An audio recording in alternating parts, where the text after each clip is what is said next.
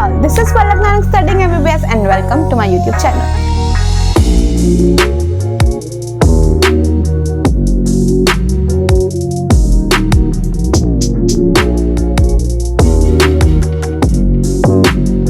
So आज हम लोग कंटिन्यू करते हैं MBI के चैप्टर के साथ और आज हम लोग करेंगे विल स्टार्ट विथ एक्सपेरिमेंट्स. क्या करेंगे? एक्सपेरिमेंट्स. बहुत इजी एक्सपेरिमेंट्स है, कुछ मुश्किल नहीं है पर इम्पॉर्टेंट है क्योंकि उससे क्वेश्चंस आते हैं. सबसे पहला जो एक्सपेरिमेंट करेंगे वो हम ग्रिफिथ का करेंगे.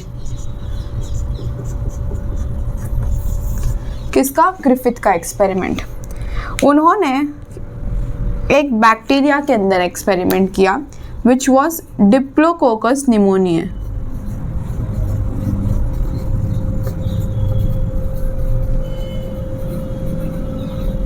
और स्ट्रेप्टोकोकस.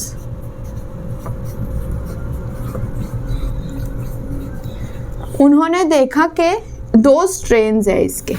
कितने? 2 स्ट्रेन्स. और कौन कौन से स्ट्रेन थे? एक स्मूथ और एक रफ. तो एक S3 था और एक R2 था. जो S3 था, S से आपको समझ में आ रहा होगा, this was the smooth strain, this was rough strain. ऐसा क्यों कि वो रफ और ये स्मूथ था? क्योंकि ये कैप्सूलेटेड था. ऑर्गेनिज्म की बात कर रहे हैं अभी हम, और ये एनकैप्सूलेटेड था.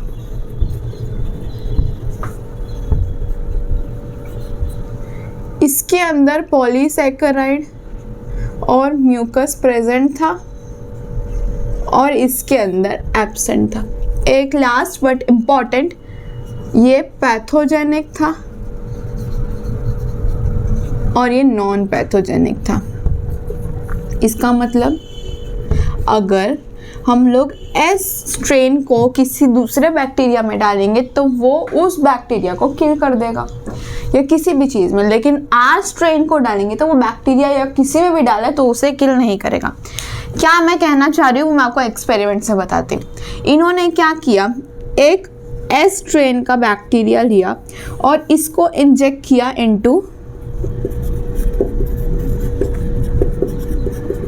माउस. तो क्या हुआ? माउस डाइड या माइस जो भी है डाइड. क्यों? क्योंकि ये पैथोजेनिक है, ये किल करेगा. अगर मैं R2 स्ट्रेन को डालूं, मैं क्या, इन्होंने ही डाला था, अगर मैं R2 स्ट्रेन को डालूं तो वो मरेगा या जिंदा रहेगा? तो जिंदा रहेगा ना. तो माउस लिव्ड क्योंकि R2 इज नॉट पैथोजेनिक. समझे? अब अगर मैं हीट किल्ड S स्ट्रेन को डालूं तो क्या होगा?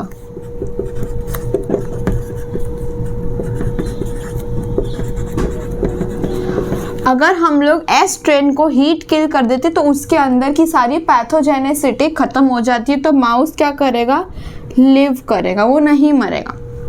पर अगर मैं हीट किल्ड S स्ट्रेन को डालूं प्लस R स्ट्रेन को डालूं ऐसे नॉर्मली माइस के अंदर, तो क्या होगा? तो माउस विल डाई. ऐसे क्यों बोल रही हूँ मैं? क्यों? देखो, उन्होंने ये एक्सपेरिमेंट किया. नॉर्मली पहले S स्ट्रेन लिया तो माउस मर गया, R स्ट्रेन लिया तो जिंदा रहा. S स्ट्रेन को हीट किल करके डाला, यानी कि वो अब उसके अंदर पैथोजेनिसिटी नहीं रही तो माउस भी नहीं मरा, क्योंकि पैथोजेनिसिटी नहीं होगी तो कौन मारेगा. लेकिन अगर उसके साथ साथ R स्ट्रेन भी डाला तो माउस मर गया. तो इससे इनको क्या कंक्लूजन मिला? इन्होंने कंक्लूजन दिया कि R strain, mark my words, R strain has been transformed into S strain because of transfer of some substance from S strain to R. इन्होंने क्या बोला कि मैंने जब हीट किल्ड और आर स्ट्रेन डाला, हीट किल्ड एस स्ट्रेन और R strain, तो आर स्ट्रेन ने ही माउस को मार दिया। क्यों? क्योंकि वो ट्रांसफॉर्म हो गया था इनटू एस स्ट्रेन। और वो कैसे ट्रांसफॉर्म हुआ? क्योंकि एस स्ट्रेन ने अपनी कोई चीज, अपने अंदर से कोई चीज दे दी थी आर स्ट्रेन को, जिसकी वजह से वो ट्रांसफॉर्म हो गया इनटू एस स्ट्रेन, जिसकी वजह से वो माउस मार गया। समझे? ये पूरा था experiment, transformation experiment of Griffith. कौन सा? ट्रांसफॉर्मेशन। क्यों? क्योंकि ट्रांसफॉर्मेशन हुआ।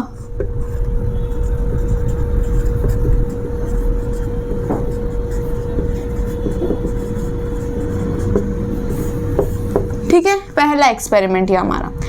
अभी दूसरे पे बढ़ते हैं। Second, chemical property of transforming principle।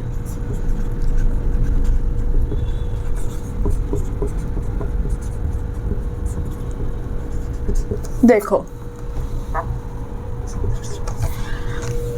हमने जो पिछला एक्सपेरिमेंट किया ग्रिफिथ का, उसमें हमें यह पता चला कि R type was converted into S type किसी ना किसी वजह से।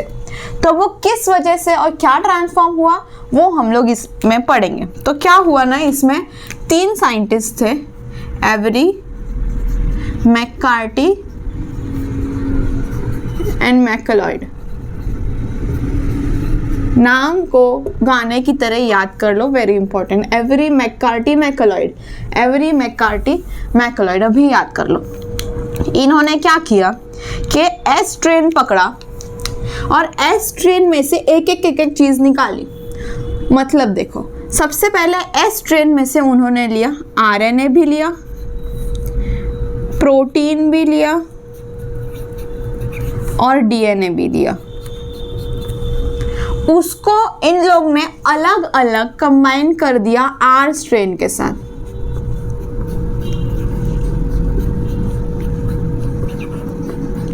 मतलब ये कि अगर RNA was the thing that was transformed और उसकी वजह से जो किल हुआ माइस वो हुआ, तो आरएनए R2 के अंदर चला जाएगा और किल कर देगा माइस को। अगर protein was the thing that was transform तो वो चला जाएगा। If DNA was the thing that was transform तो वो चला जाएगा। तो इसीलिए एस स्ट्रेन के ऐसे अलग अलग चीजें विथ आर स्ट्रेन कंबाइन करी। एडिशनली उन्होंने क्या किया, ये कंट्रोल एक्सपेरिमेंट की तरह इसको लिया प्लस इसको, इसके साथ राइबो न्यूक्लियस, इसके साथ प्रोटीएस और इसके साथ डीएनए डाल दिया। फिर इनको R2 स्ट्रेन में डाला। ऐसा क्यों किया मैं बताती हूँ, रुको। सबसे पहले तो आरएनए को R2 के अंदर डाला तो हमारे पास कोई भी चेंज नहीं आया, नो चेंज। प्रोटीन को R2 में डाला तो भी कोई चेंज नहीं आया, पर लेकिन डीएनए को R2 में डाला तो चेंज आया। तब क्या हुआ, R2 was converted into S3। क्यों? क्योंकि इधर ट्रांसफॉर्मेशन हुआ है, डीएनए इसके अंदर गया है और वो पैथोजेनिक बना है। तो क्या हुआ है, R type was converted into S type. RNA के साथ अगर राइबो न्यूक्लियस डाले तो राइबो न्यूक्लियस क्या करेगा, आरएनए का ब्रेक डाउन कर देगा। प्लस हमारे पास R2 स्ट्रेन है तो हमारे पास ऐसे भी आरएनए का कोई काम नहीं था, प्लस उसने ब्रेक डाउन भी कर दिया तो फिर R2 ही बचा। तो इसमें भी नो चेंज। प्रोटीन में भी सेम, प्रोटीएस जो है वो प्रोटीन का ब्रेक डाउन करेगा, पर उससे हमको क्या फायदा, कुछ नहीं, तो नो चेंज। और डीएनए जो है वो डीएनए का ब्रेक डाउन करेगा। अब इनिशियली जब सिर्फ डीएनए और आर स्ट्रेन था तो R type was converted into S type, पर लेकिन डीएनए के साथ डीएनए डाल दिया, यानी कि अब डीएनए का ब्रेक डाउन हो गया। तो अब अगर डीएनए का ब्रेक डाउन हो गया तो कुछ है ही नहीं जो आर स्ट्रेन के अंदर जाएगा, और अगर कुछ आर स्ट्रेन के अंदर जाएगा ही नहीं तो R strain will not convert into S strain, तो इसमें भी there will be no change. इसीलिए मैं बोल रही थी एक कंट्रोल एक्सपेरिमेंट है ये वाला, एंजाइम डालने वाला। तो इससे हमें क्या समझ में आया कि DNA was the thing that was transformed from S type to R type, तो वो लिख देते हैं। इससे क्या कंक्लूजन मिला हमें?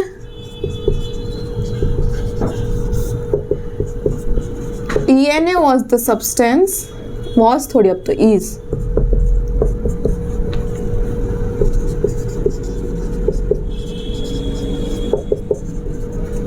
that is transformed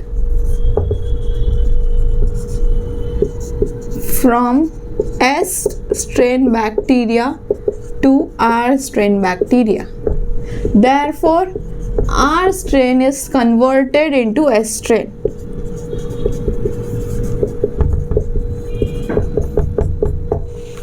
ठीक है, ये रहा हमारा दूसरा एक्सपेरिमेंट। पर इससे बहुत ज़्यादा लोग नहीं माने थे, उनको नहीं पसंद आया था, पता नहीं क्यों। मुझे तो बहुत ऐसे कन्विंसिंग लग रहा है, पर उन लोगों को नहीं लगा कन्विंसिंग। तो हम एक और एक्सपेरिमेंट अभी पढ़ेंगे। Third experiment, evidence from experiment with bacteriophage.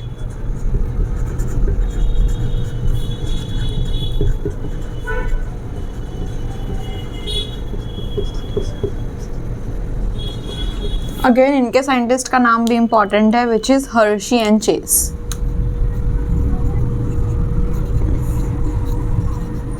जो हर्शीज चॉकलेट होती है ना, because we are still kids, तो हमें वो चेस करनी है खाने के लिए। तो हर्शी एंड चेस ने एक्सपेरिमेंट किया था ऑन T2 बैक्टीरियोफेज।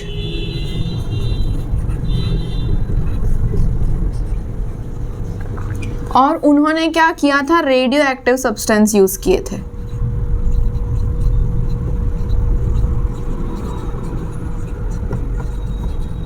कौन कौन से? दो रेडियो एक्टिव, एक P35 और एक S32।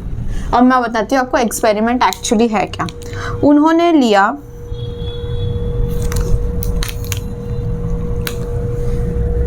T2 bacteriophage, right. एक के अंदर उन्होंने डाल दिया phosphorus which was radio active, और दूसरे के अंदर उन्होंने डाल दिया sulphur which was radio active. This was T2 bacteriophage, ठीक है। अब इस वाला जो बैक्टीरियोफेज है, अब आपको पता हो, अगर मैंने पिछली क्लासेस में पढ़ा है कि DNA के अंदर फॉस्फोरस होता है, तो जो P35 है ना, वो बैक्टीरियोफेज अपने DNA के अंदर इनकॉर्पोरेट कर लेगी। क्यों? क्योंकि DNA के अंदर फॉस्फोरस होता है, तो जो रेडियो एक्टिव फॉस्फोरस है वो DNA के अंदर जाएगा। अगर मैं S32 डालूं तो वो DNA के अंदर नहीं जाएगा, बल्कि कहाँ जाएगा? वो कैप्सिड में। DNA नॉर्मल रहेगा जो उसका रहता है, और कैप्सिड के अंदर चला जाएगा ये सल्फर। समझे इतना? ये हमने दो बना लिए हमारे पास बैक्टीरियोफेज के वो। अब हम इनका इन्फेक्शन करेंगे ई कोलाई को। ये बैक्टीरियोफेज है, ये भी बैक्टीरियोफेज है। ये करेंगे अब इन्फेक्शन।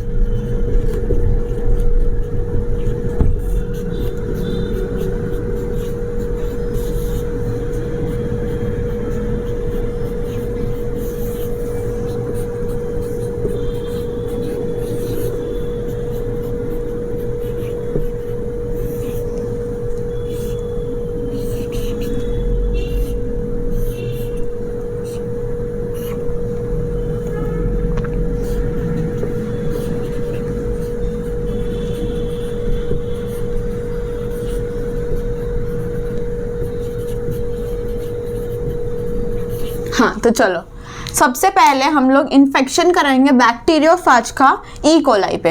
अब ये वाला जो बैक्टीरियोफेज था, इसमें P32 था, लेकिन वो जो नॉर्मल वाला बैक्टीरियोफेज था उसके कैप्सिड के अंदर सल्फर था, ठीक है। पर इसका जो DNA था वो तो नॉर्मल ही था। अगर हम इसका इन्फेक्शन कराएंगे तो जो इन्फेक्टेड वाला है ई कोलाई, उसके अंदर जानी चाहिए। यार क्या कर रही हूँ मैं?